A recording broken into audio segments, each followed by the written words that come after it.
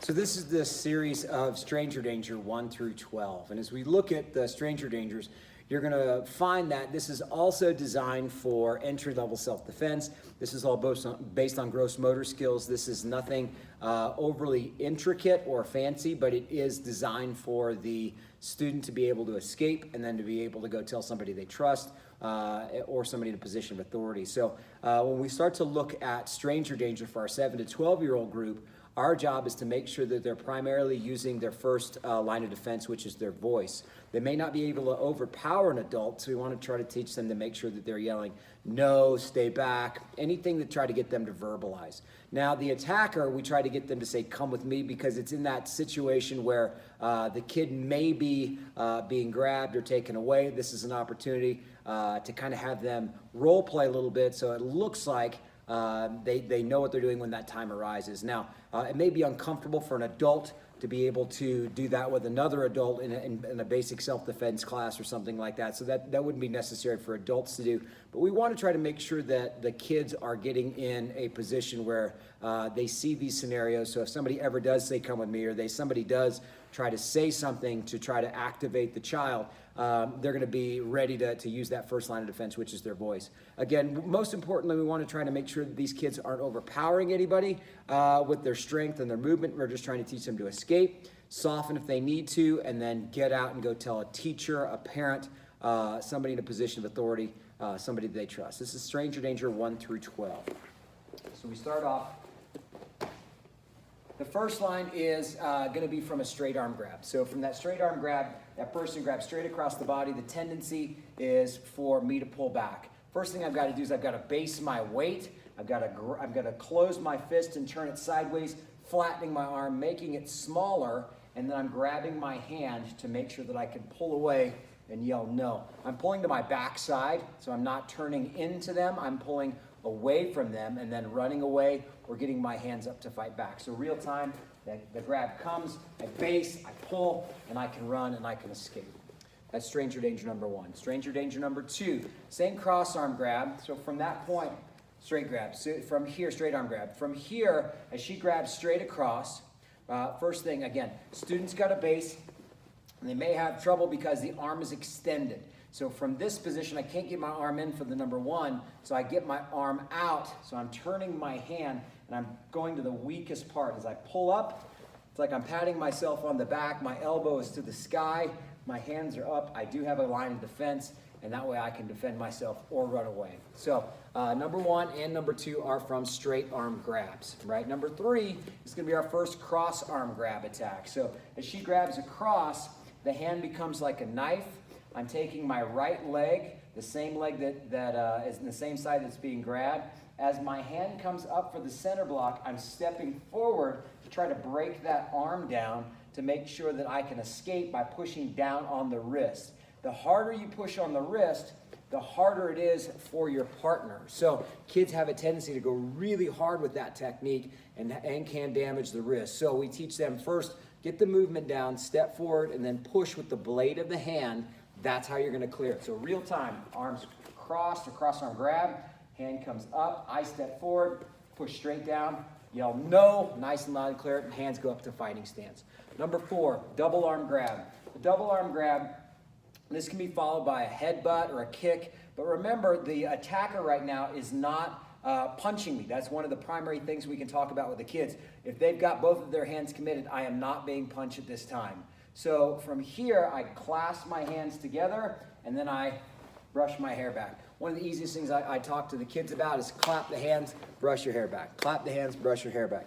Most importantly, don't poke yourself in the eye, but the hands do come up. You might have seen an older technique where as a clap in a circle, it was too hard to get out of, especially with somebody who's bigger and stronger. So clap, brush the hair back. That's number 4. Number 5, this is more of a defensive motion from against a wall. So now I'm kind of backed up against the wall. My hands come up to protect my face. This person begins to grab. A lot of the time you're going to find they're going to pull straight down. And that can happen, and that will break the grip. But if I'm backed against the wall and I cannot pull away, I'm closing my fist just like I do for number 1, and I'm pointing my elbow to the sky to try to help break that wrist down, and then I push that hand away. My hands are up by my face again, yelling no, trying to defend myself from that attack. Number six is lapel grab. Lapel grab. So somebody's grabbing my lapels.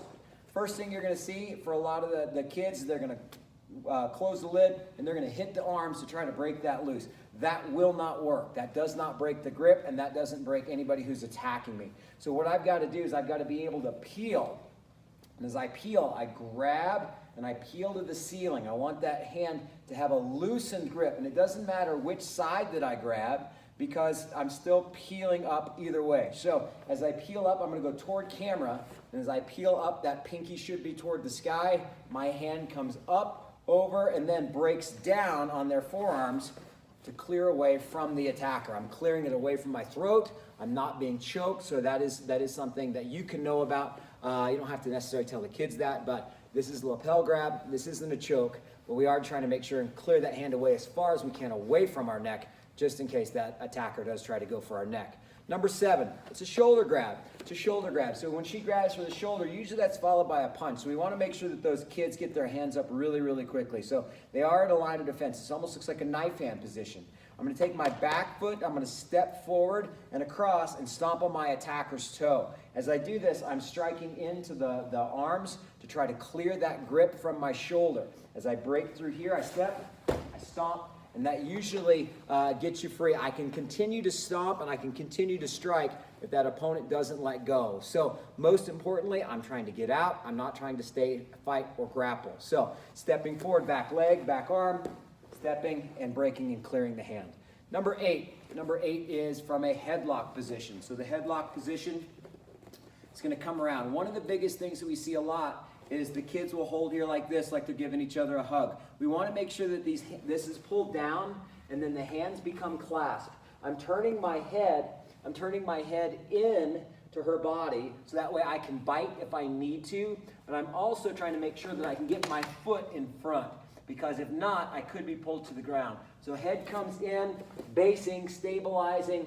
My arms are going to almost be like it's a doggy paddle. My hand comes through the inside and pulls the hand away from my neck to try to make sure I've got an airway. I'm not being choked at all. I'm just trying to make sure and create space. My other arm will go to the back side of her elbow. So I pull down, push away, clear out. So most importantly, pull the hand down, push away, simultaneously create space, get out. Remember, softening techniques are okay if the student can't get out. I can strike with my hammer fists. I can bite, I can pinch, whatever it takes to get out, not necessarily just trying to fight the hands, whatever it takes for that student to get out. Number 9 is from a bear hug. And this bear hug is from behind. So when she grabs from behind me, first thing I've got to do is I have to drop. This is an over the arm bear hug. So I've got to make sure and control those hands, drop my weight. I wrap the knuckles until those hands are opened up. I do 2 center blocks. Those 2 center blocks, my hands come in, out, and I push the hands away. I roll out or I run away, trying to make sure that I can escape that attacker. But most importantly, weight has to drop, stay low, attack the body with the hands, break with 2 center blocks, roll away, and then yell no. Number 10 is a hair grab. This doesn't necessarily have to be something that, this doesn't really happen a lot with male to male, because a lot of guys won't grab hair. Girls will grab hair all the time. So, or if somebody's being abducted, they'll grab the hair. So what we have to do is in that hair grab, we have to make sure and grab that hand back so that way it's not pulling hair out by the roots. So as we begin to get grabbed here, when she grabs that hair, she's holding on. She's got a hold of that hair. So really, this can be where she starts to grab here and then starts to punch. Or another scenario would be she starts to grab the backside of my collar on my shirt and pull it over my head. It's the same type of idea. So I'm gonna be grabbed in that position where that hoodie can come over my head, or somebody's grabbing my hair. Both of those are for this scenario, all right? So when she grabs, first thing I've got to do is I've got to trap back. And I put my hands over the top of each other. When I clasp my hands, I'm not interlocking, I'm just holding. And as I start to squeeze, I want to drive forward. As I drive forward, I really push down on the wrist. For a student who's smaller, getting against somebody who's bigger, that will put the wrist in a very awkward position, which causes a lot of pain. So for an adult doing this to somebody who's smaller, you're gonna find that they will bend down a lot. That's not what we want. This is why this is really designed for somebody who's smaller being attacked by somebody who's bigger. So if my hand's coming down, it really puts me in a perfect position for a wrist lock. My hand coming up here, I've got to get my arm down, bent first, and then push back if I'm grabbing somebody taller. So you'll find this technique works a lot better from somebody who's got a smaller height advantage than somebody who's bigger. So first thing, trap, right hand over hand, elbows in, drive forward like a rhino in a horn. Number 11. Number 11 is from a two-handed choke. We are now into a position where we're being choked and we're almost being pushed. So we want to get in here. If the student's uncomfortable, hands can go to the shoulders. First thing we do is we try to tuck the chin. If the chin cannot be tucked because there's hands already there and it's blocking my airway, then I've got to be able to try to defend in another way. So first thing that happens is when she goes to attack, the natural tendency is for me to tuck my chin. If I can't do that because those hands are there, I've got to move quickly, right? So my hands are going to turn into knives. I'm going to step back right leg or left. It doesn't matter. As I step back, my hands come around. I break the hold, and my hands come up. I can kick to clear space, or I can grab a knee depending on how close my opponent is. Most importantly, we continue to fight until the threat has stopped. We escape and then go tell somebody we trust. All right. So number 12 is a one-arm choke. It is not a rear naked choke. We're teaching our youth just a one-arm choke, how to defend. This is going to look a lot like number 8. So whenever she grabs, first thing I do is I have to tuck my chin, create that airway. I'm pulling with my palm heels to try to get away. This is not easy to do, especially if I'm pulled back. So I've got to tuck my chin and I step around. And now this looks a lot like 8. So from here, I've got to do the same type of defense. Turn my head in, hand comes in like a doggy paddle to get inside to control the wrist, and then push on the back side of the arm. Hands come up, ready to fight back if I need to, also ready to run and escape. Stranger danger 1 through 12.